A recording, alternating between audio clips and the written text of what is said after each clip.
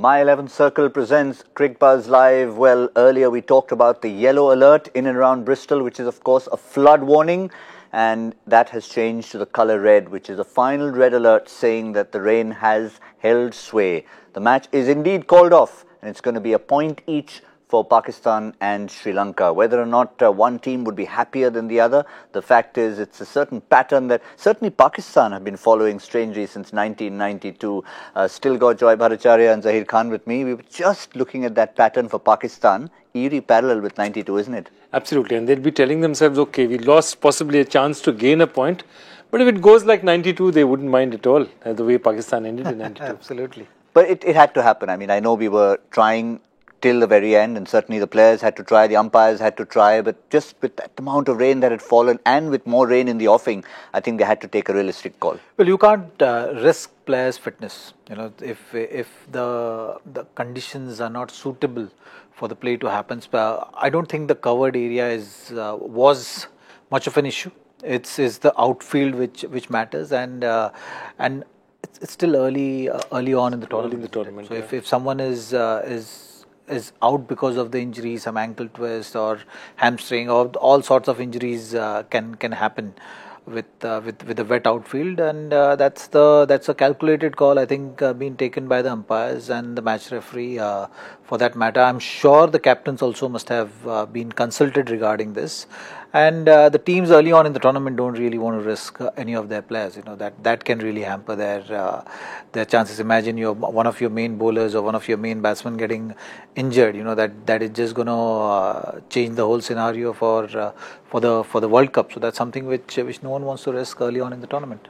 Just for the record, it's 14 points for Pakistan and 1 point for Sri Lanka in their head-to-head in World Cup history. But what about the points as far as this World Cup is concerned?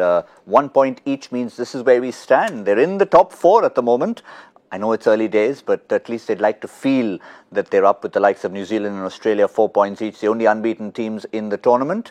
And with several others due, a double-header due tomorrow, the other thing that doesn't change is the net run rate. And that's something we talked about at the start, is Sri Lanka and Pakistan. Either way, whichever way you look at it, we're not going downwards if we lose. Yes, we're not going upwards, but we'll be happy with that. The emotions in the two camps. The Pakistan team were out there in numbers, in a huddle. They looked the keener team to want to go out. Yeah, they would have wanted to say this. That we've just got our A game back. We've got our proper game back. Let's go there. If it's a 20 over, we're a good side. We can beat them under any conditions. Sri Lankans would be saying, okay, we'll take the point. Sri Lankans would have actually, as we said, wouldn't have minded a 20 over game. I think their current squad is more suited to a 20 over than a 50 over game. But Pakistan would have taken anything today. The only good cricket I've seen all of today was basically Wasim Akram with a rubber ball bowling to Sangakkara in the dressing rooms. They had some lovely footage of that. Oh. And I said, that is the only game that was on in Bristol today. Yeah, good contest that would have been. But what is the fixture list for these sides? Because this one in Bristol is done and dusted. There you see it. A win, a loss, a single point. And then they're off to Taunton on the 12th of June to meet Australia. And then, of course, it's the big one on the 16th. So some difficult fixtures coming up. Maybe a rejuvenated South Africa again on the 23rd at Lord's. So some interesting fixtures coming up for Pakistan. So maybe if you look at the fixtures, they would be feeling that another extra point here would have been good.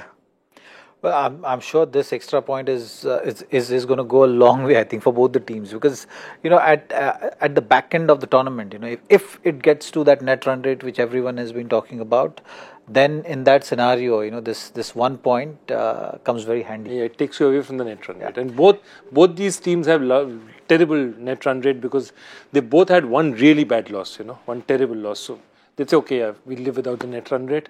We'll just see on points how much we go.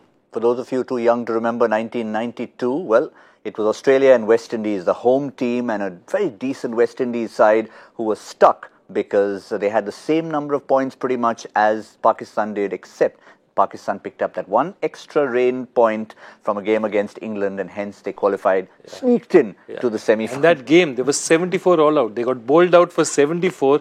It was gone. They were gone for all your money. And then it just started raining. Unbelievable match. So I'm sure if Pakistan goes far in this World Cup, this is one of the stories that will tell. That day at Bristol, when we got that 1 point, which we didn't know we were going to get. What about Sri Lanka? Where do they head from this particular game? I know they're staying on there. The next game is at Bristol as well. That's going to be Bangladesh, who are going to finish up in Cardiff and then come across the M4 to Bristol on the 11th of June. And then Australia. Both teams waiting to face Australia fairly soon. That's the one going to be at the Oval. Then England at Leeds before they head up the northernmost venue at this World Cup, Chester Street in Durham. I think if they lose against Sri Lanka, we'll be saying it's a must-win against Bangladesh, because the next two are Australia and England. And if they lose 3 in a row, they're going to find it very difficult to recover. Plus, their last match is against India, which is again a strong side. So if they lose those 3, they have to tell themselves, somehow we've got to pip Bangladesh. It's a big match now. Now, it's a key match for them. Well, interesting that Joy should mention those two teams, England and Bangladesh. Never mind what lies ahead for them at the moment. These are the two teams who will clash next. And it's a very strange old record that England have against Bangladesh in the World Cup. This is happening in Cardiff. It's match number 12. Now, if you have a look at the history, you'd think, yes, not only have we said Bangladesh are not the team, we're not talking about upsets anymore, but the record itself, they have a better record in recent times. It's amazing. It's amazing. I think, and this is an England side, though, actually, you have to look at England pre-2015 and post-2015. They've been a very, very different side. And I don't know why, from about 99 to 2015, they've been the most average one-day side ever. They've never played attention. Maybe that whole change in focus, Trevor Bayliss came in, they said, okay, one white ball cricket is where the world is going, we're going to go that way. And I think their record is better after that. Bangladesh has just been improving steadily throughout. Would you attribute that old England versus New England to their 2 losses to Bangladesh in 2011 and 2015? Well, first and foremost, you have to see what kind of conditions they will be playing tomorrow's game under, and that's something which is not really a great news for Bangladesh fans and Bangladesh team, because they're playing in Cardiff. So Cardiff in this World Cup so far has been one of the toughest wickets to bat on, and from Bangladesh's point of view, it's very important that they put runs on board. So if that's what has been working for them against South Africa also. The important thing is they went past that 300 mark, and then they have the resources to defend that kind of total. So similar kind of necessity from this match also will be there as far as Bangladesh team is concerned. Whether they will be able to do that or no, that is the question. And the kind of bowling attack which England has, we'll have to see what kind of combination they play, whether Plunkett comes back or they stick to Wood and use those bouncers and all that. We'll have to wait and see tomorrow what will be on display. But nonetheless, this Cardiff wicket will support the seamers. So that's something which Bangladesh will have to plan around. They'll have to have their strategies, they'll have to have their game plans around how you're going to tackle if there is going to be seam movement, the lateral movement, what kind of tactics England will be going in with.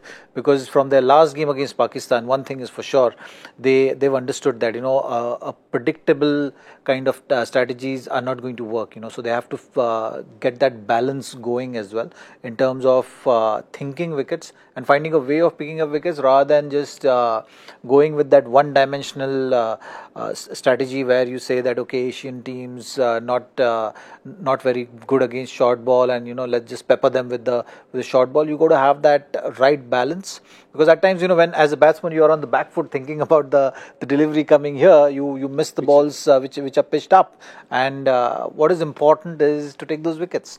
So if they have that kind of approach and do their homework nicely, which I'm sure they will do, because England is one of the best teams in the World Cup. So I don't think they're going to have series of failures. I think that one failure which has come very early in the tournament from a team which they were expected to beat goes a long way in the tournament, because now it's just like a wake-up call. Okay, you can't take things for granted. You have to stick to the basics, follow the processes, and the match is not over till the time it's over. So make sure you go out there and do the job. Quick geographical reminder again for all of you. The match today in Bristol was washed out, and Cardiff is not very far away from Bristol. It's a full low-pressure front that has moved up from Paris, and that's where it was disrupting the latter part of the French Open, and now, of course, that's cleared. So there could still be a bit of rain around. So there's even a suggestion that while Plunkett did make way for Wood, it may not be necessarily the other way around. They could even think of Plunkett for Adil Rashid. No, exactly. That was my point. My point was that if there's so much seam happening out there, England plays with a straight plan, and they've used Adil Rashid very successfully, especially in the end overs using a leggy. They've used him well. But under these conditions, a fourth fast bowler, especially against a side like Bangladesh, who's more used to playing in very, very different conditions. You don't have too many players who play county cricket or very experienced in this kind of swinging, seaming, overcast conditions. I would definitely look at Adil Rashid, and I would like to see England make, as I said, a change, horses for courses kind of change, because right now they're playing this very set plan. Okay, these are bowlers, this is what we have, these two, Moeen Ali and Adil, are going to bowl, and this is how we do. This is the 6 bowlers we go with. I'd like to see them get in an extra fast bowler maybe and take their chances, because that's how they need to do it. And see, the point is, they can't afford to slip up. I think Bangladesh will be looking at saying, we are the underdogs, let's give it a shot. These are not our conditions. So Bangladesh is going to play more freely than England is. England will have to say, this is a must win for us. Under these conditions, we are the favourites, we've got to win it. Yes, so we'll just call it as favourites and underdogs. We're not saying it's going to be an upset if Bangladesh were to win. We'll keep saying that. How long are you going to keep doing it? We have to keep saying it. When is your visa application? At least let's finish it off after that. I'll do it. Done. Once that comes through. But let's look at it from Bangladesh's point of view, because again, they've had a good balance. That's what we've talked about throughout. In the past, maybe they would have been utilising a lot more on spin. There is still Shakib Al Hasan, there's still Mehdi Hasan Miraj, and Mosaddeq has been a revelation as the third spinner. He's come in, he's been an all-rounder, but their pace trio of Mustafizur, the aging Mashrafi Mortaza and Saifuddin have been impressive enough. No, they have, and I mean, Mashrafi, with those knees, for the longest time he's had those dodgy knees, but he's been marvellous for them, and I wouldn't be surprised though, again, if they also play that extra fast bowler. Rubel, he's got a bit of pace to him, he's got something to him. Saifuddin, Rubel, Mashrafi, and said, okay, let's take our wickets and let's try at least, because, Mashrafi can do a little bit with the ball, and let's see where they go from there. Would you be happy with including Rubel in there?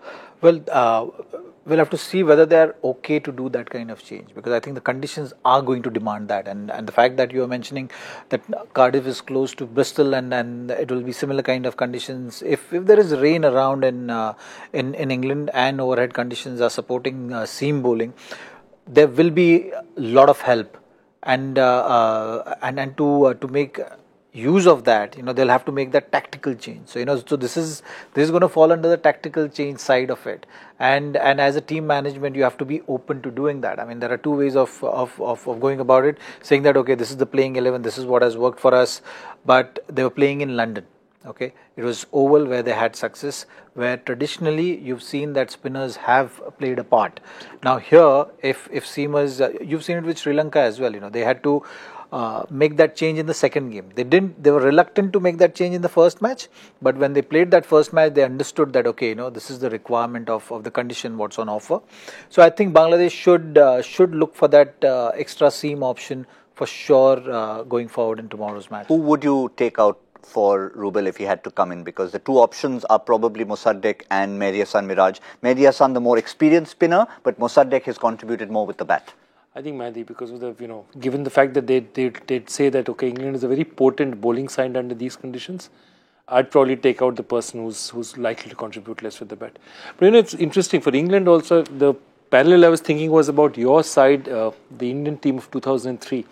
If you remember, India had this terrible loss against Australia fairly early in the tournament, 120 and went down.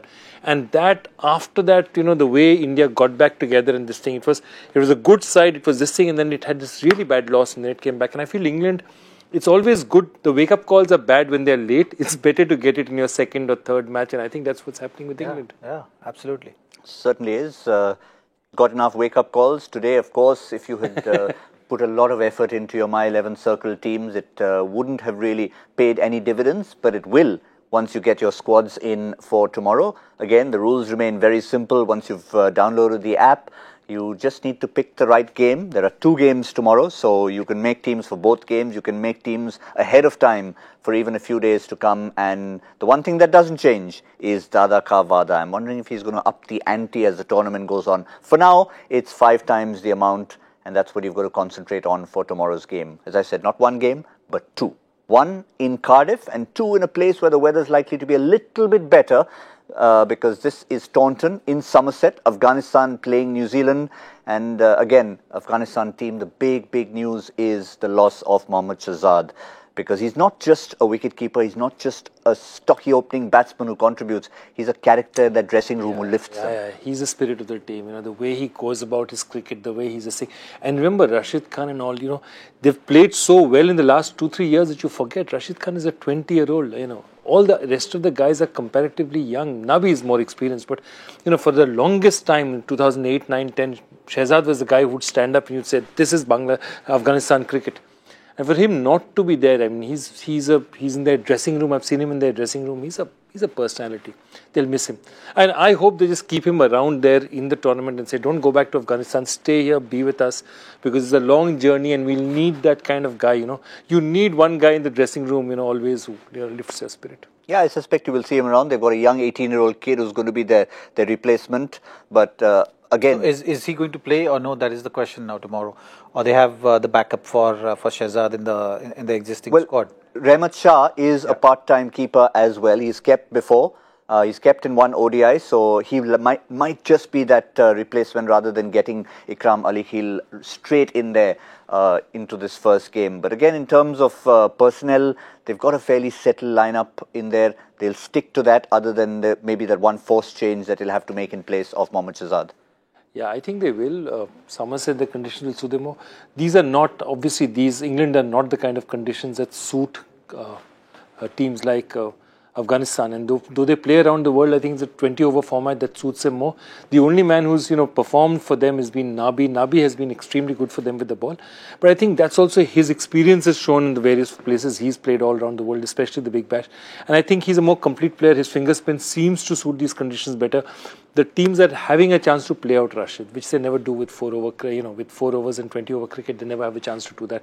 So that's why Rashid is probably not the weapon he is in a 20-over match. But they need a bit more. Well, replacement-wise, we feel Noor Ali Zadran, who opened in one of the warm-up games. Since an opener's gone, he'll come in. But maybe the experience of Asghar Stanikzai, now of course referred to as Asghar Afghan, former captain. So they might just look at that extra experience. I think it's better to go with the full-time keeper, because it's a specialist job.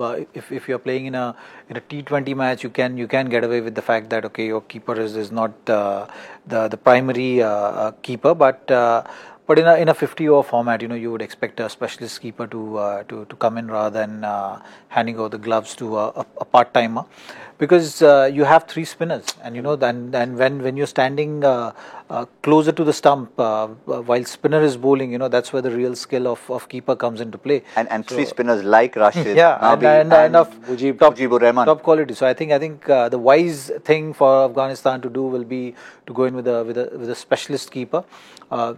The template of the game remains the same. Jazai will look to be positive up top. They will possibly want to replace Shahzad with some steady batsman, because the conditions demand that. Rahmat Shah is someone who is going to be the key for them. At number 3, I think even in the game against Sri Lanka, which they lost by a narrow margin, they had them in trouble. If someone like Rahmat Shah had played the kind of inning which he's been playing consistently, things would have been different. So for Afghanistan's success, it's important that that anchor role of Rahmat Shah is going to be most critical one. Again, Nabi batting at number 5 just tells you the depth in the batting order. So that's one thing which always is going to remain the same till the time Afghanistan actually finds that real solid middle order batsman. Apart from that, seamers have looked good. Gulbadin had off day against Sri Lanka, but on the whole, I think if the conditions suit them, they can create an upset in this, like a real upset in this World Cup. So all the teams always vary against Afghanistan when they play them, because if conditions suit them little bit, particularly if the ball is stopping or there is some kind of help for the spinners and they put decent runs on board, then they're always a side to be careful of.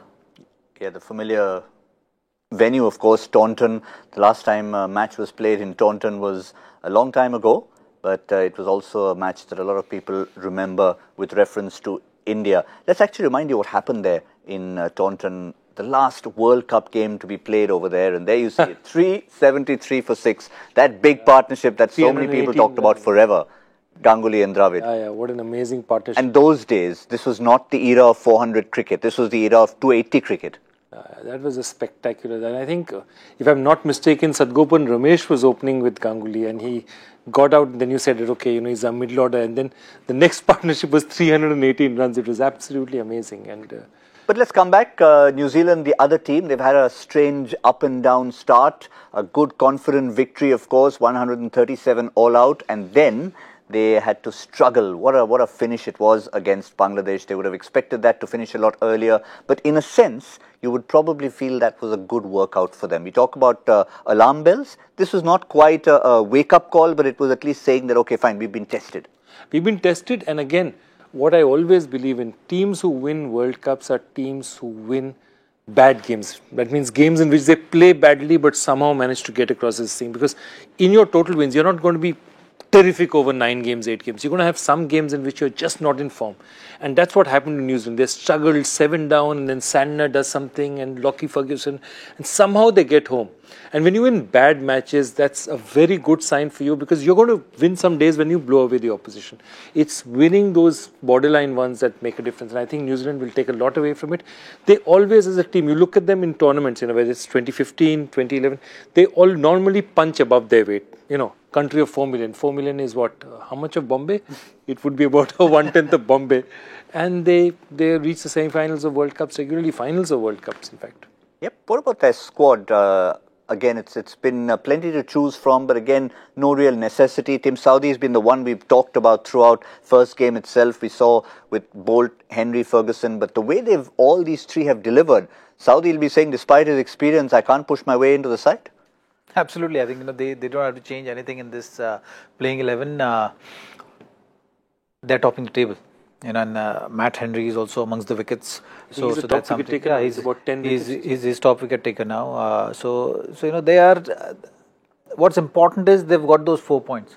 Like Joyda was rightly saying, that what is important is that you finish on the right side, and you keep doing the work and keep following the processes, because once it starts coming good, it at a crunch time, that's when it matters. So that's something which New Zealand will be looking at, because if you look at that team, you will not find that there are individual brilliances. Even in the 2 matches which they've won, wickets have been shared. Even the runs also have been shared. Like Martin Guptill and Munro have been giving them the kind of start which they require. Then Kane Williamson has been among the runs, has not really gone to that big score. Gone on to get that big score. Ross Taylor played that crucial innings. So things are coming together for them.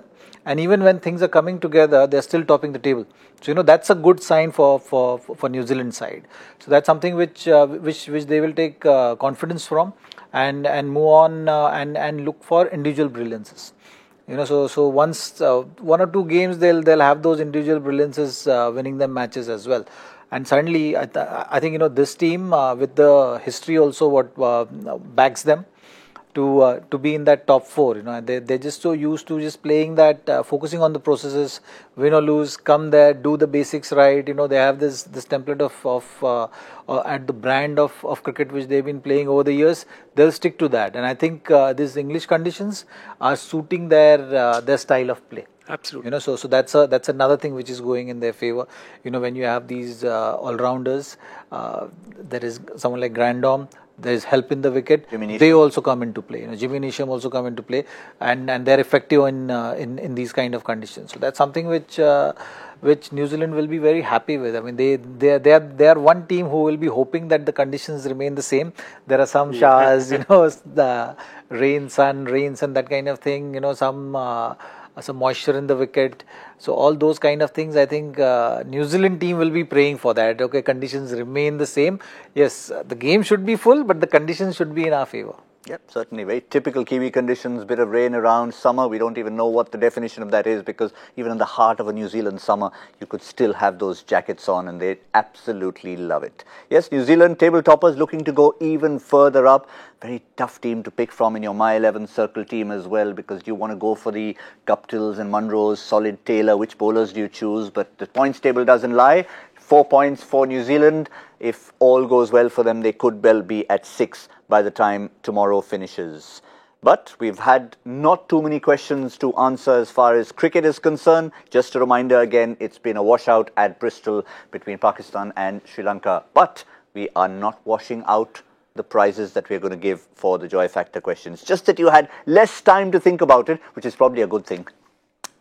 Okay, so this one actually, it was a very interesting one. So the question was about Pakistan and New Zealand. They played a match in 73. Majid Khan got a century. New Zealand recorded a 10th wicket stand. For what other reason will that be remembered? The reason is that was the last official 4-day test in history.